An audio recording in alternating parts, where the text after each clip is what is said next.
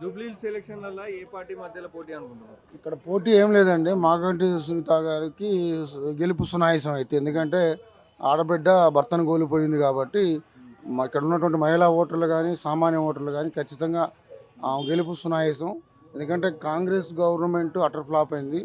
చేస్తున్నటువంటి సంక్షేమ పథకాలన్నీ ఫెయిల్ అయినాయి కాబట్టి పబ్లిక్లో ఆల్రెడీ మౌత్ టాక్ వచ్చింది. కేసీఆర్ గవర్నమెంట్ ఆల్రెడీ కేసీఆర్ రావాలి, ప్లస్ తెలంగాణ గవర్నమెంట్ తెలంగాణ ప్రభుత్వం వస్తే మంచిగా ఉంటుందని ఆ సంక్షేమ పథకాలు లబ్ధి పొందిన కుటుంబాలు సైలెంట్గా మరి మాగంటి సునీతమ్మకి గెలుపు సునాయాసం కాబట్టి ఇక్కడ వేరే పార్టీగా వేరే ఆలోచించాల్సిన పని లేదు. ఆ బీజేపీ కాంగ్రెస్ పార్టీలు సెకండ్ క్యాడర్ కోసం పోటీ పడుతున్నాయి అంతే తప్ప 100% గెలుపు ఇక్కడ కారు గేరు టాప్ గేర్లో పోయింది, ఇబ్బంది ఏం లేదు. కారు సర్కార్ కన్ఫామ్.